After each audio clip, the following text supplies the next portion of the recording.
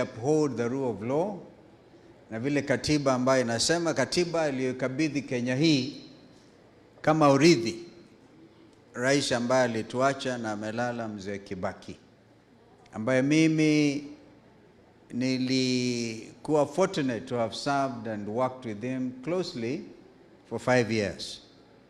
Na yale ambayo tulifanya hayo, kumbuka Fred, before you became Minister for Education, kulikuwa mzee alikuwa anaitwa Maruge. He took advantage of the free primary education.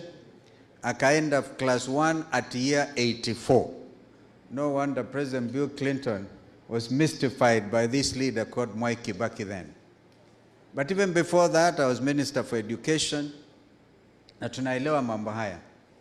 Hebu fikirieni miaka 60 baada ya uhuru, machifu wanatumwa kwenda kuambia watoto tokeni, mwende shule. Tokeni, hata kama hamuna uniform tokeni. Ni lazima tujiulize ni kwa nini kwanza.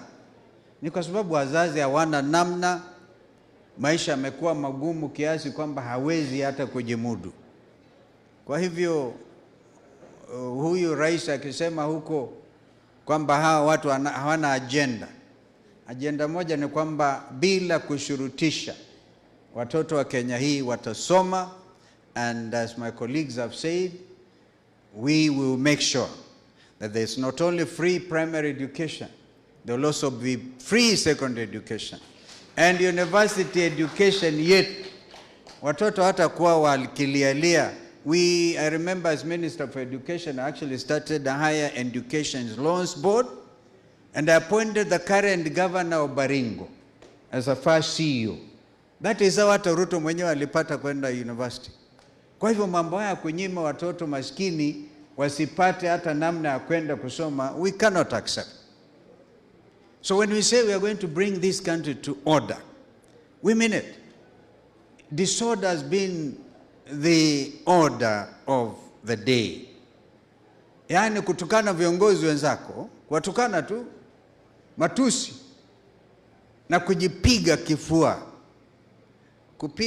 Ukijipiga kifua kusema utashinda na kura 2 milioni 3. And you know the truth, as Fred has said. The truth is, as we speak now, William Ruto has no chance of second term. That is the truth. Ukweli ndio huo. In fact, the way we are seated here, it's a clear testimony kwamba if shetani hata ingia katikati yetu, there's no way William Ruto will become president next year. We even know zote wale ambao wanapanga, the extremists in his government, trying to advise how hata kama wakishindwa they will not accept. Now tukiwa hapa kanisani, Reverend James, tukubali tusema, we know you're even planning kwamba tutakushinda na utakatalia pale. Now, this is not ordinary election. This is a Gen Z inspired revolutionary election. Ndio tunasema kwanza hawa vijana wenyewe watakuwa mstari wa mbele kuhakikisha that unfinished business. Kwamba even as we speak, hakuna mmoja wao amelipwa ridhaa. Walikuwa wamekubaliana na ODM kwamba by March next month, leo ni tarehe 1 February, watakuwa wamelipwa ridhaa. Nimeona akisema nao atapatia pesa National Human Rights Commission. We are told them in the first place what you are doing was unconstitutional. And the president of the Law Society, Faith akajiuzulu, and then he is left there with a very unfortunate situation. Kwa hivyo sisi tuko tayari kabisa. Wakenya msikubali kushtuliwa na kuuziwa uoga huo. Remember, wanasema kwamba wataenda Singapore. Singapore. I want to tell that what Kenyans want is the promised land. The promised land is what Joshua was told after the death of Moses. And that is really what I think has been preached to some of us. And clearly, be strong and of good courage. In fact, at Joshua 1 at verse 6, The writer repeats that. And again, be very strong and of good courage.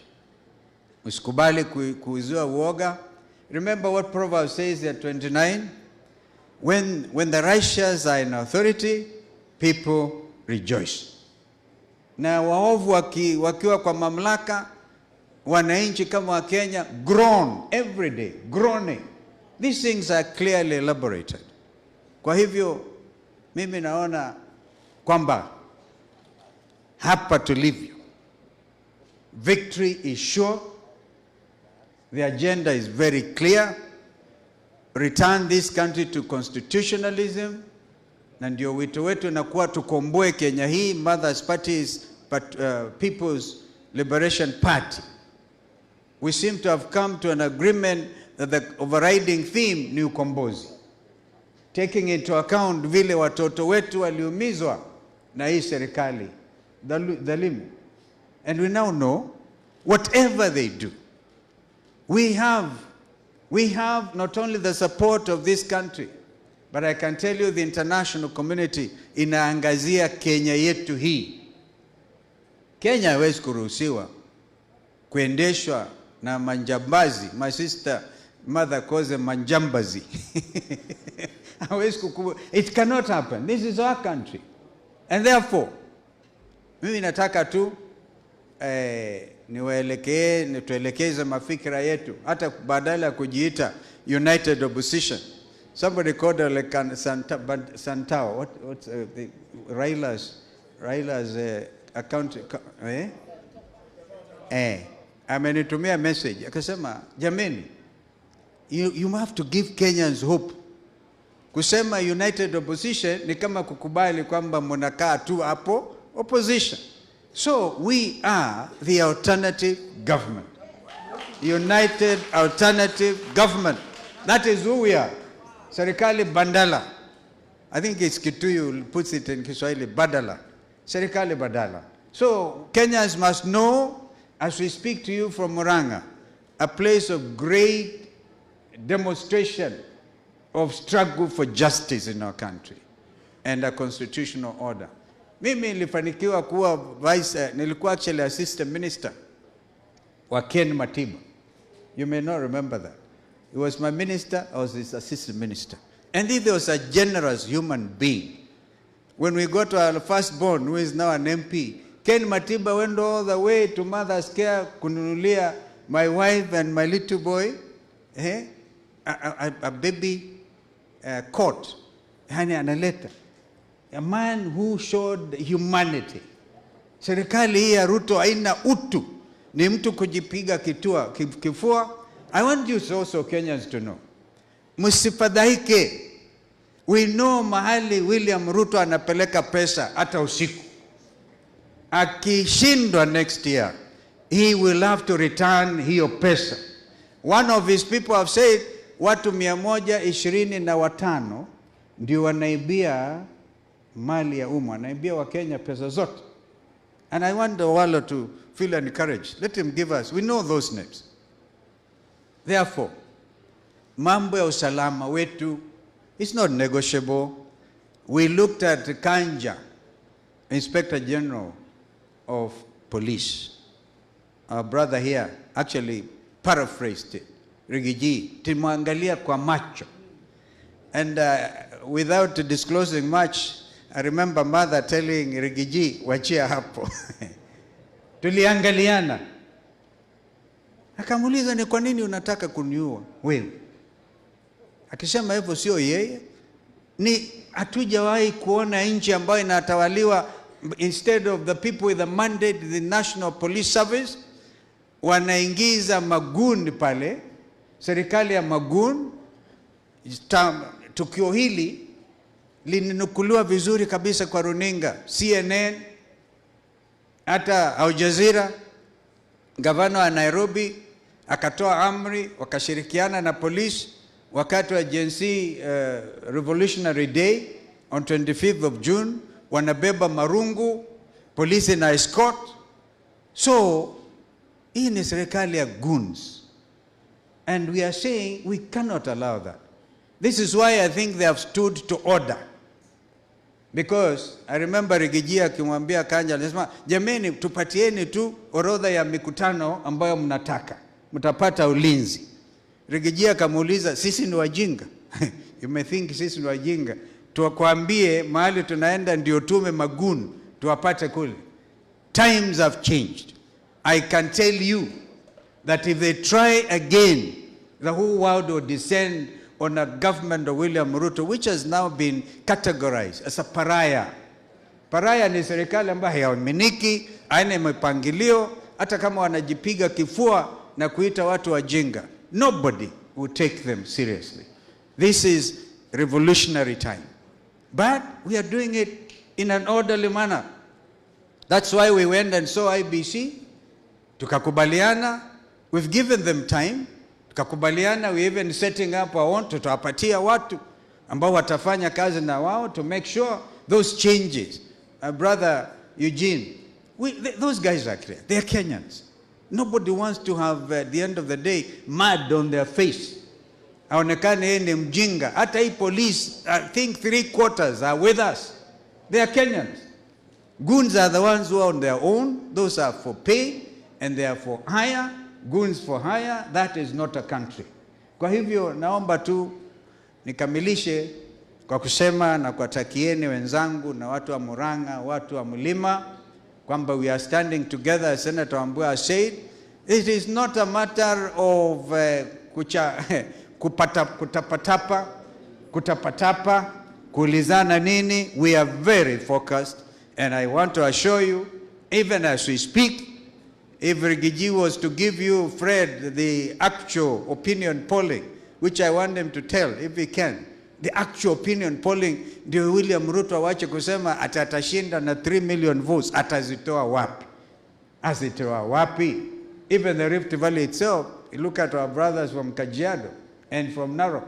It is so clear, so overwhelming, that he is saying that in order to divert attention. Lakini sisi hatuta ogopa. Remember the words on the Bible, be very strong. By the way, kuna viongozi wengine waliandamana na party leader wa Wiper Patriotic Front.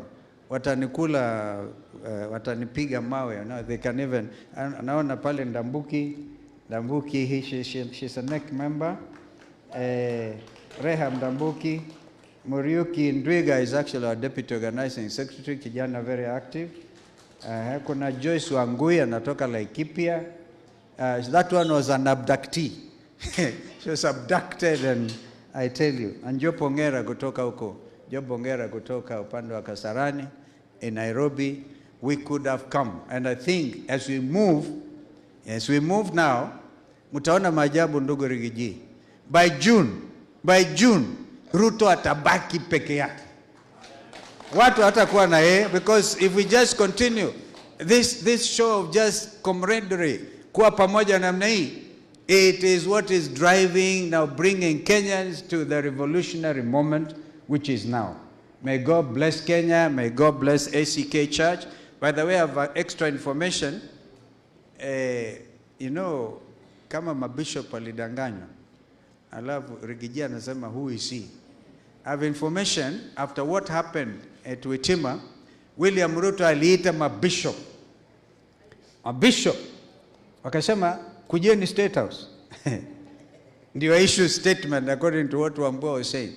Mabishop akasema we can come on one condition, hatutaki picha na wewe. So now bishops are running away from William Ruto. So we are together, and they are also together with us. Nobody, imagine kama bishop hataki kupigwa picha na Ruto. Wewe MP mtarajiwa. Wewe senator ambao unataka kuingia bunge. Kama mabishop are running away from William Ruto, wao ndio nataka waonekane 17,000 unalipwa pesa, wearing uniform ya UDA, and yet we know it's an empty shell. May God's name be praised. Amen.